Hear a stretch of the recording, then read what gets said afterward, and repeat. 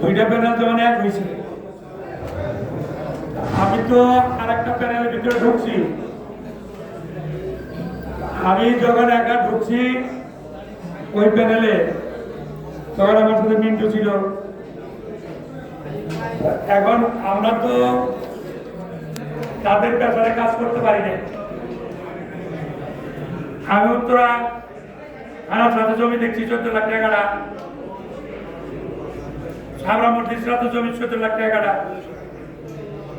কিন্তু যখন নিতে গেছি তখন ঝগড়া লাগছে, মারামারি লাগছে। টিম যদি শক্তিশালী হয়, টিমের ম্যাক্সিমামরা যদি আপনাকে সাপোর্ট করে, তখন আপনি কাজ করতে পারবেন। ওনারা তো ওনাদের ভিতরে আমার ঢুকেছে আমাকে গতিশীল করার জন্য না, আমার গতি সময় দেওয়ার জন্য। এটা আপনারা বুঝলেন?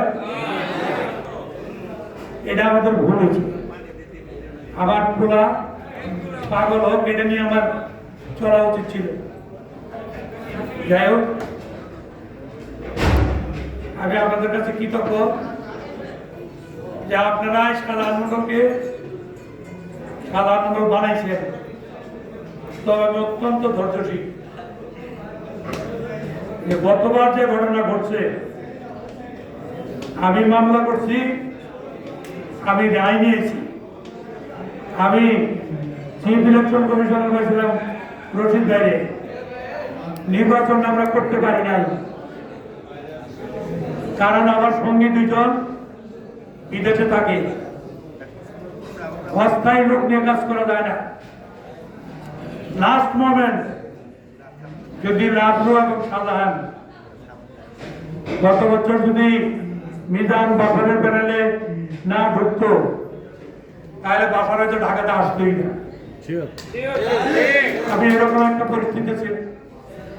আমি মামলা করছি, কিন্তু কোনদিন দেখছেন মিজানকে নিয়ে একটা মিটিং করতে পারছি?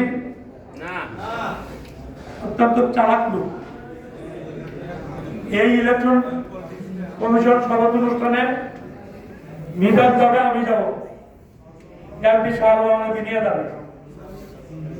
সেখানে আজকে মিজানে কানে কি বলছেন, মিজান কয় ভাই আমি একটু মনোরম থেকে আসি, এটা হলো একটু তিনি ক্লাস সভাপতি অনুষ্ঠানে গেলে বিচারে হয়। আমি সভাপতি অনুষ্ঠানে গেছি, মিজান প্রেসিডেন্ট ডিক্লার দিচ্ছি। রাত্রে আমি এসে ফোন দেই, কেউ ফোনে ধরে। আমার এটা ভারতের সাথে পুরা কামটা করছে, কিন্তু লাভলু কাম করার পরে আমার লাভলু আমাদের প্রিয় রাজ্যের অন্ধকারে যায় লাইভে চ্যানেলের সিগনেচার করছে। লাভলু সিলেকশন করার কথাই, যখন দেখছি ওদের ক্যান্ডিডেট নাই, লাভলুরে প্ল্যান চেক দিয়েছে, প্রেসিডেন্ট সেক্রেটারি ছাড়া তুমি যে কয়জন চাও সে কয়জন দিয়ে দেবে। আমি লাভলুরে বললাম একটা দিন দেরি করো, প্যানেল হয়তো একবার দেরি আছে। সে তো কথা শুনলো না, কারণ সে তো সচেতন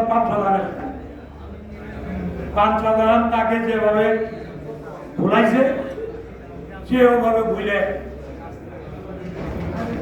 মিরান বাসার প্যানেলে সিগনেচার করে। এখন আমি এই দীর্ঘ 30 বছরে যে অভিজ্ঞতা নিছি, সব কথা কি মাইকে বলা যাক? বলা যাক? আমি কিন্তু বলি নাই আমি প্রেসিডেন্ট ইলেকশন করবো, বলছি আপনাদেরকে বলি নাই একজন। আমি বলছি 24 এবং 26 আসন্ন নির্বাচন উপলক্ষে মত বিনিময় করা। মত বিনিময় কিছুই করে করা না। ওই যে লাভলু সাহেব বলছিল আপনি অ্যাসোসিয়েশন করবেন, আমি ফোরাম করব, তো প্যানেল আমি সরাবো। এটা কিন্তু হয়েছিল ডিপুর অফিসে। ওই দিন যদি আমি সবাই ডাকতাম তাহলে কিন্তু এই ডিপগুলোতে যা হয়ে গেছে। অভিজ্ঞতা, অতীতের অভিজ্ঞতা থেকে চিন্তা নিয়েই আমি সবাই ডাকছি। সবাই ডাকলে কি হয়? সবাই সাক্ষী থাকে। সবাই সাক্ষী থাকলে কি হয়? সবার কানগুলি মুখগুলি আমার পক্ষে থাকবে। আমি আজকে আর কথা বাড়াইতে চাই না। আপনারা আমার প্রেসিডেন্ট করছেন, সেক্রেটারি করছেন, আমি খুব গর্বিত মানুষ। সাধারণ মন্ডল সবার পিছনে একবারে গাইবান্ধা বগুড়ার সীমান্ত থেকে